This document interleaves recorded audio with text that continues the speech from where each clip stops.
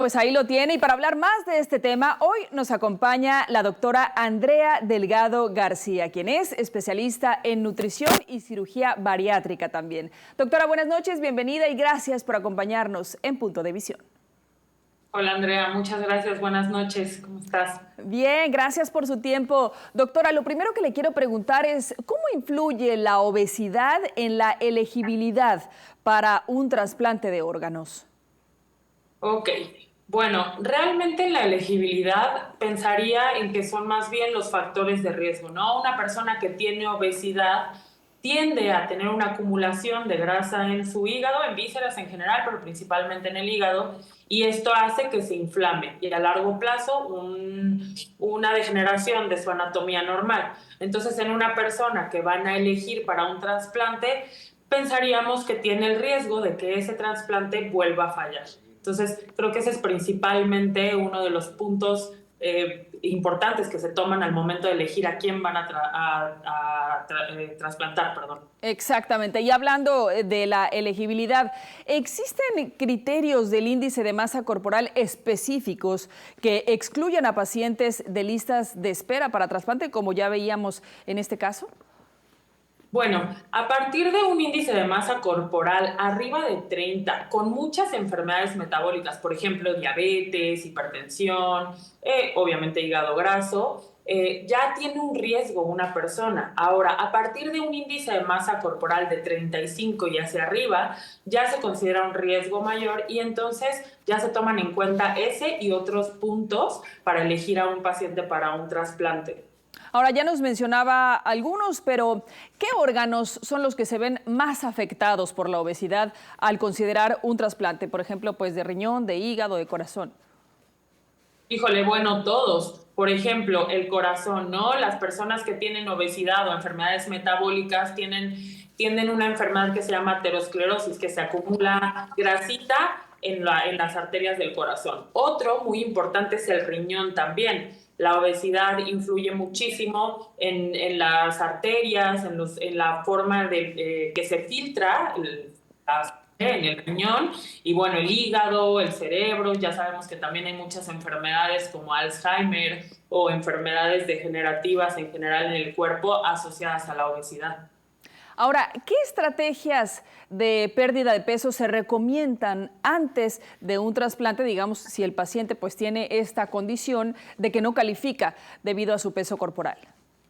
Ok, a ver, eso depende un poquito de la clasificación de la obesidad, porque por ejemplo, si yo tengo una persona que tiene una obesidad grado 1 de 30 a 34,9 de índice de masa corporal y sé que no tiene algunas otras enfermedades, puedo considerar, por ejemplo, cambios en el estilo de vida o tratamiento farmacológico, que está un poquito de moda recientemente.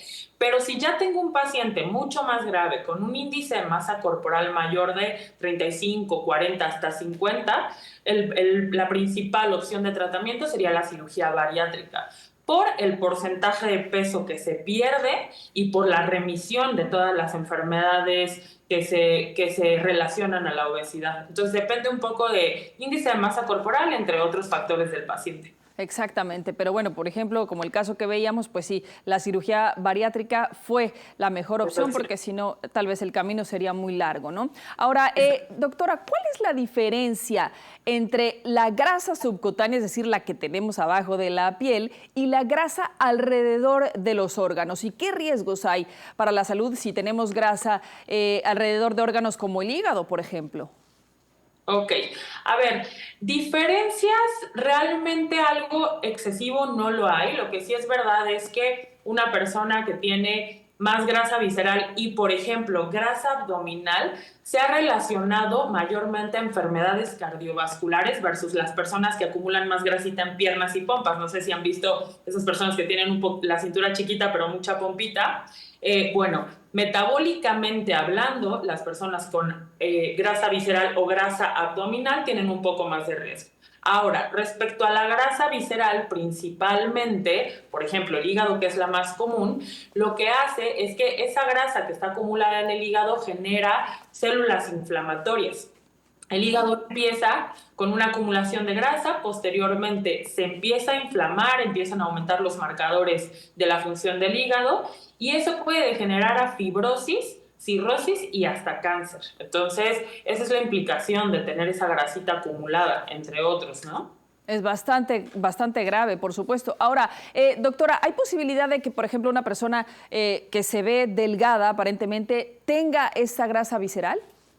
Sí, totalmente. Yo lo veo casi todos los días en la consulta, cuando les hago el InBody al paciente, y uno aparentemente dice, ok, estoy bien, no me veo gordita, no me veo gordito, pero cuando hacemos el InBody, el estudio de impedancia, vemos cómo la grasa corporal puede estar aumentada sin que se vea abdominal o sin que se vea en las piernas, pero está adentro, ¿no? En nuestras vísceras. Y es muy común. Entonces, es súper importante que los pacientes sean conscientes, ok, yo no tengo muy buenos hábitos alimenticios o no hago mucho ejercicio, sería buena idea una checadita con su médico para que les hagan estudios complementarios y ver su riesgo y disminuirlo, obviamente, que ese es el objetivo de la consulta, ¿no? Claro. Entonces, doctora, ¿qué hacemos? Díganos recomendaciones, por favor, incluso para personas delgadas que nunca se han revisado la grasa visceral. ¿Cuáles serían las recomendaciones básicas para mantener un peso saludable o bajarlo si es que es necesario?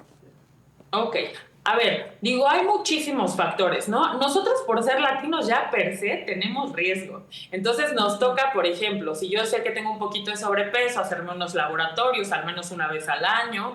El ejercicio que nos recomienda la OMS global es que hagamos al menos unos 30 minutitos de ejercicio de moderada intensidad, 5 días de la semana, siempre contando cardiovascular con ejercicio de resistencia. Y respecto a la alimentación, a ver, es muy complejo la alimentación, pero en medidas generales yo les recomendaría empezar a hacer cambios, por ejemplo, cambiar los alimentos que vienen empaquetados o los alimentos que ya vienen preparados a cocinar nosotros, ¿no? Luego les digo a mis pacientes, a ver si se te antoja algo dulcecito, prepáralo tú, o trata de que tu información de lo que vas a comprar siempre sean cosas más naturales y mejores. Y bueno, claro, siempre ir de la mano con un médico que te va a decir específicamente cuáles son las recomendaciones para ti, qué estudios te tocan y también si te toca medicamento o cirugía bariátrica, cuál es el ideal, porque no es lo mismo para todos. Claro, y porque además, pues la obesidad nunca será una opción, ¿no? para prolongar la vida. Totalmente. Y quiero también hacer ahí una mención un poquito respecto a estar normalizándolo, porque últimamente se ha puesto de moda y la gente lo toma como una agresión cuando les decimos. Y la verdad es que no, bueno, al menos uno como médico lo vemos y decimos, ok, mi objetivo no es que tú te veas mejor o te sientas bien o mal, sino que a largo plazo no tengas complicaciones. Entonces hay que tratar de mentalizarnos y pensar, no es que me juzguen, es que yo por mi parte quiero estar mucho mejor, quiero ser sano, no quiero tener esta complicación, por ejemplo, el cáncer hepático relacionado a la obesidad, entre muchos otros tipos de cáncer que se relacionan a la obesidad, y empezar con cambios pequeños, ¿no? Claro, y como decía este joven, ¿no? Del reportaje, que por cierto, muy joven, decía, bueno, ahora estoy haciendo cosas que pensé que yo ya no las podía hacer debido a la obesidad. Así que bueno, pues ahí están los consejos, las recomendaciones para una vida más saludable. Muy interesante su punto de vista, doctora Andrea Delgado García, especialista en nutrición y cirugía bariátrica. Muchas gracias por acompañarnos en Punto de Visión. Muchas gracias, Andrea. Buenas noches. Gracias, buenas noches, doctora. Continuamos. Hasta luego.